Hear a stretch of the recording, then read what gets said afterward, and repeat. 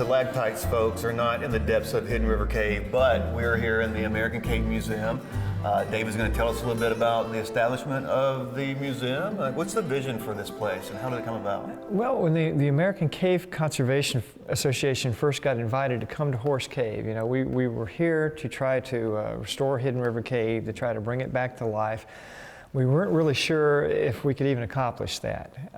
But the one thing we knew was having a big cave right in the middle of town was a pretty big interpretive exhibit, especially speaking to one of our causes, which is protecting groundwater and preventing water pollution.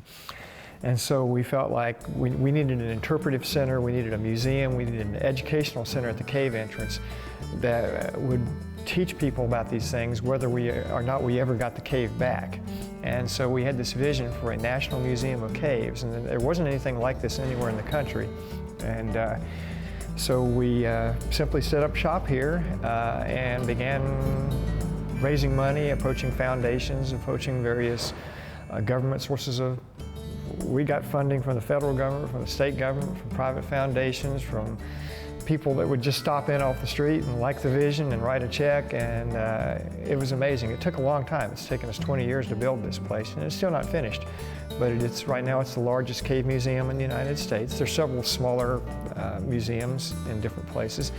And by the way, the population of Horse Cave is only around 2,500 or something like that, right? Exactly. And yet you have the largest cave museum in the United States. Could you show us some exhibits, some highlights of the museum? Sure, but we have a lot of exhibits on various topics such as karst geology, the groundwater system. Like right here, you're looking at the landscape of South Central Kentucky. Exactly. This is a cutaway of what the land looks like underneath your feet. You know, most people, when they think about the earth, they think in two-dimensional terms. There's the sky up above and there's the land that we're on. When you deal with groundwater, you're thinking really in three dimensions. There's also this dimension underneath the earth, and it affects a lot of what we do on the surface. It affects the kind of soils that we have. It affects how we get rid of our waste and our contaminations, where our water comes from. Here in this type of terrain that we call karst, we have these things like sinkholes that drain, that have dissolved the limestone rock, and because they're round and deep, they look like trash cans, and people use them as trash cans. That's right. But they're trash cans with holes in the bottom. So that trash doesn't stay there. If you dump trash in a sinkhole, it goes somewhere. Well, where does it go? It goes through the cave, follows the cave stream, and eventually comes back out on the surface through what we call a spring. And virtually every major spring in the world is tied to this type of system, a karst system. That's right, and people are obviously watering livestock with that, watering themselves. Exactly, yeah. So this farmer that's up here, if he has a dead horse or a dead cow and throws it in that sinkhole, and somebody's down here getting their drinking water out of the spring, bad news. You've got a problem. We've got more on the way. So what was the museum before it was a museum? This looks like an old factory of some kind. This was a spite building. You know what a spite building is? No. Stay tuned.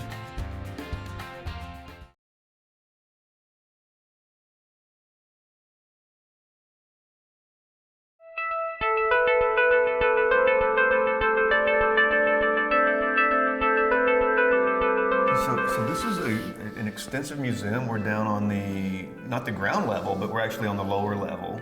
Yes. And there's enough stuff. People could spend a lot of time looking at these text-heavy and very informative exhibits. So What are we looking at right here?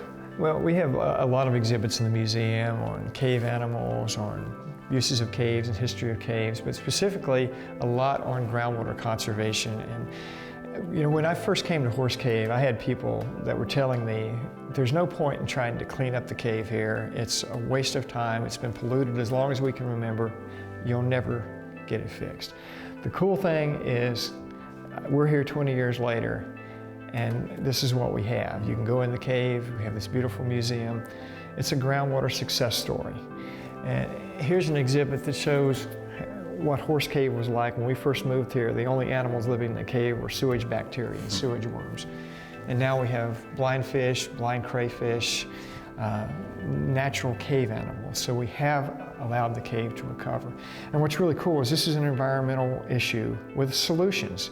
You know, we see so many of the big issues today are things like climate change and the ozone hole and things that people can't get their heads around because they say, well, what can we really do? Well, these are issues that have really practical solutions.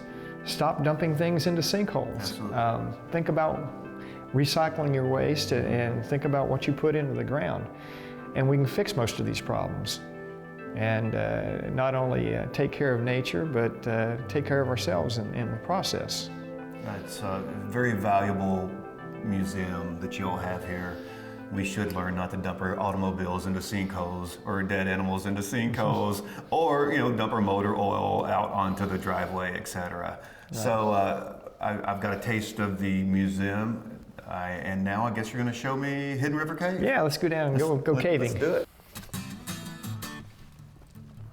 So what was the museum before it was a museum? This looks like an old factory of some kind. This was a spite building. You know what a spite building is? No. Back in the early days of Horse Cave, there were two prominent business leaders. One was Dr. Harry Thomas, who was the cave operator.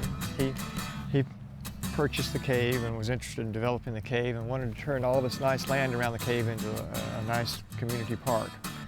And then there was Clarence Owens, who owned the old railroad hotel across the railroad tracks. And for some reason, Clarence and Harry didn't get along very well. They hated each other's guts. There's a story about the two of them having a knife fight on the street and literally Clarence sticking Harry with a knife. Well, that's not funny. Dr. Thomas, with the cave owner, beat Mr. Owens up on the street after Mr. Owens stuck Dr. Thomas with the knife. And Clarence Owens went to Louisville to recover from his injuries and sued Dr. Thomas for beating him up. And Dr. Thomas hired a private investigator and found out that while Clarence Owens wasn't in a hospital recovering from his injuries, he was actually in a house of ill repute that he owned. And so the good old days, right? Yeah, but anyway, to make a long story short, so the doctor was developing this. Dr. Thomas was developing the cave. Harry Thomas was developing the cave, and Clarence Owens, the railroad guy, managed to get hold of this corner of the property and built the building here out of spite.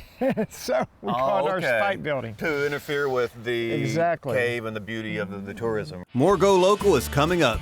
We don't even know how Horse Cave got its name. It may have been just because the word horse means big. Like Hoss. Yeah. You don't want to miss this.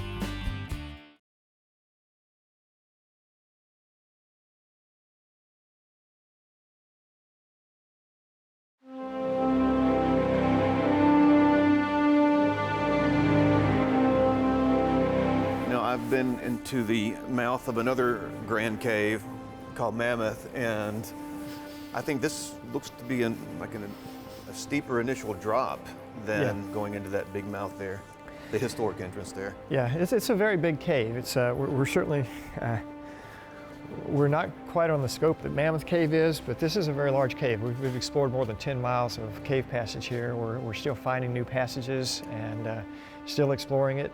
Still not really sure how big the cave is going to be once we're finally done. Cave exploring a river cave is a real challenge because while, for instance, a lot of the parts of Mammoth are high and dry, in this one you've got to worry about flooding, you've got to worry about crawling through passages where the water may be up to your neck.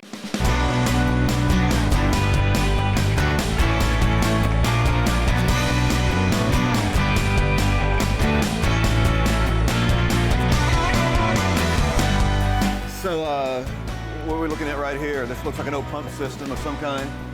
Yeah, the first people that came to Horse Cave, they located their homes here for a reason, because here in the Barrens of central Kentucky, we've got so many caves and sinkholes that the water doesn't stay on the surface. A lot of it goes underground, and if you're going to build a community, you have to have drinking water. So for the people that got here early on, that got their that were located along the edges of the major rivers like the Barren River or the Green River, they had plenty of water from the river. But if coming along a little bit later, you needed to find a cave spring or a sinkhole with access to water. And so Horse Cave was one of those natural access points where you could actually get to the underground water. We don't even know how Horse Cave got its name. It may have been just because the word horse means big. Like Hoss. Yeah. But it may have also been an early horse well, which is a well that used the power of horses to draw the water up. And at any rate, people began building their houses around the cave entrance. There were some early well systems that were put in to draw the water up. And then around the 1870s, the Thomas family moved here from upstate New York. Now, they were a fairly influential, wealthy family. They had, I'm told, they had fancy ideas, like the women smoked cigarettes and wore long pants, which you didn't do in those days. But Dr. Thomas brought in, his dad, G.A. Thomas, and his son, Harry, brought a lot of interesting expertise to the area. They were dentists, and they built the old Victorian house right above the cave, ran their dental practice there, and they turned the cave into a tourist attraction, but they also dammed up the river here in the cave, put in a turbine and a water pumping system, and began pumping the water out of the cave, hooked up a hydroelectric system to the cave, and they were powering their dentist drills with the cave water. Oh, that's amazing. They set up the I old... would not want to have my tooth worked on by a drill that was powered by hydroelectric from this cave. It had to run really slowly. I don't know if I'd think. want to have my teeth worked on by a dentist that loved cavities that much. but Right. There you go. So this thing dates back quite like how many decades here? This is probably 1890s. This is Oh one of the my later goodness. pumps. It's pretty that well went in. preserved, I have Yeah. to say. They certainly knew how to get their iron out of the ground after the Civil War, Yep. didn't they?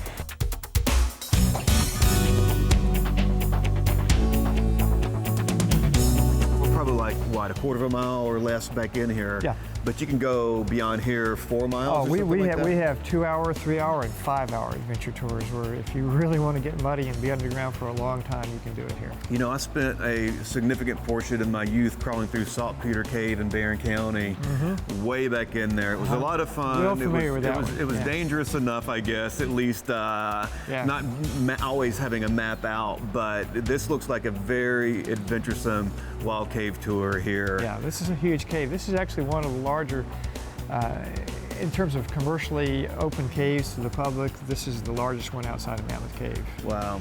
It looks like if you just begin the cave tour here, you're kind of crawling up something like I would see out in the desert Southwest. Oh yeah, well you can see there where we actually had to dig footholds in the mud Right. to be able to climb up this slope. I love it. And you have people climbing up and sliding down and, Oh yeah. and coming out really, really muddy, I bet. Yeah, it's a challenge. You come out, and it's a very big cave. I mean, Yeah. there's a lot of places you can get lost in here. So, Of course. you want to go with a guide.